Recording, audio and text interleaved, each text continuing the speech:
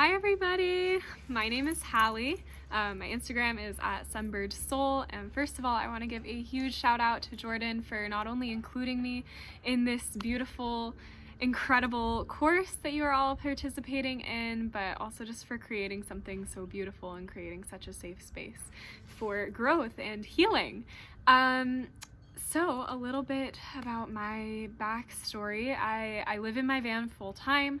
I've been traveling full time for the past 2.5 years, mostly within the US, but I've also experienced part of Mexico and Canada. In the past 2 years, I have explored all 50 states solo and almost 50 national parks. I'm about to go to my 50th national park in a few weeks, so that is super exciting. A huge part of my journey has been a spiritual one, a healing journey. I got on the road in the first place because I felt really disconnected from my authentic self after going through college and being in the school system. I just felt like I didn't know who I was, and so I left on what was supposed to be a 3-month trip. Now we're 2.5 years in. And I had the goal of just reconnecting with my authentic self, and basically I thought that 3 months was going to be enough. I went to all 48 connecting states during that time, and 3 months was enough to get me started on that journey. But the reality was that there was a lot of healing that had to be done. I was recovering from a couple of toxic relationships. Sorry about the construction noise in the background. I was recovering from a couple of toxic relationships. I was, overcoming this very inauthentic vibe with my friends from college. It just didn't feel like they knew who I truly was, and because of that, I didn't feel like I could express my true self around them. And so I went on this 3-month trip with the idea of reconnecting with that person, and obviously wasn't enough. I ended up buying a van as soon as I returned to California from that 3-month trip, and basically immediately met somebody that I fell in love with. He and I, let's just call him Jay for the time being.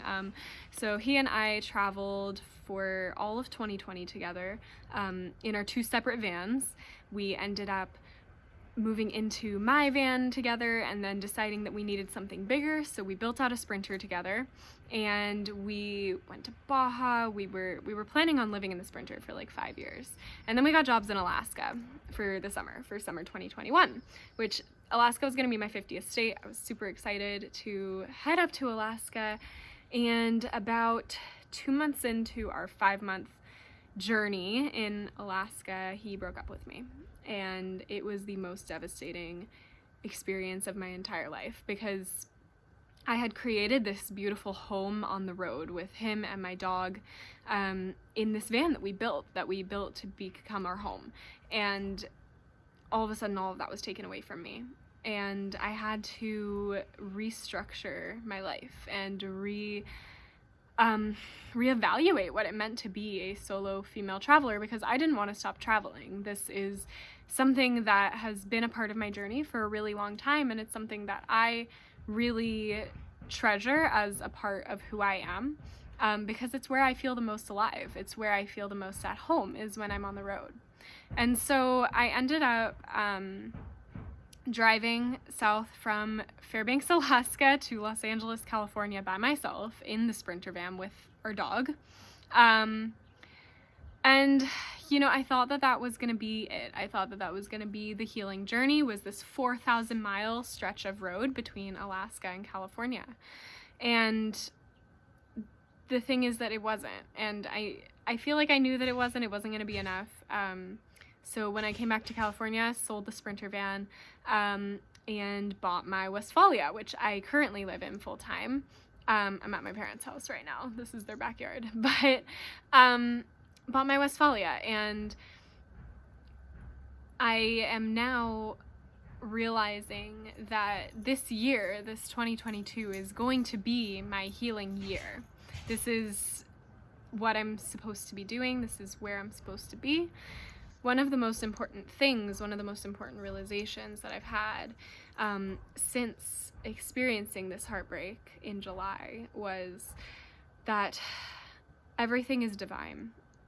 Everything in the universe is not only made up of the same energy, but it's all neutral. Nothing is a good event or a bad event. It all just is. And so as painful as experiencing such a deep heartbreak and loss was for me, it's important that I recognize that, you know, it's not just, oh, my dog, that it's not just about, you know, reliving the pain and focusing on the pain. It's about recognizing that the pain simply is, and it simply exists just like everything else. And that has really changed my perspective on the entire thing and helped me to experience this healing journey that I'm on now in the new van. I'm connecting to my intuition in a way that I never have before, and, you know, kind of releasing the need for a plan on the road. There's always been a lot of structure for me in my life, and relinquishing that and allowing myself to surrender to the universe is actually what has released a lot of blocks for me and allowed me to step into this incredible flow with everything. And so I'm calling it the road trip to nowhere. I'm going to be intuitively traveling the US, but maybe beyond,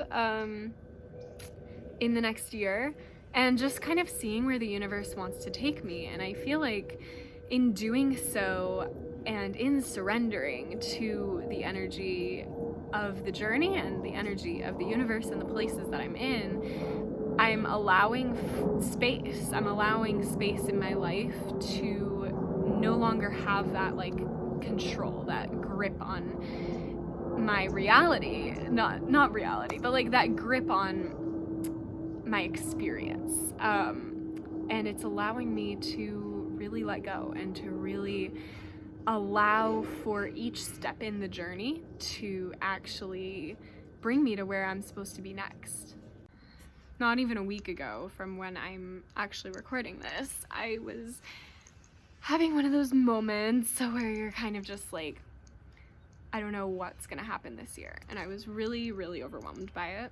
And so I kind of sat with myself and I realized that unless I take things day by day, and unless I exist solely in the present moment, focusing on what needs to be done in the here and now, then everything is always going to be stressful. And since doing that, since kind of releasing this notion of needing to, I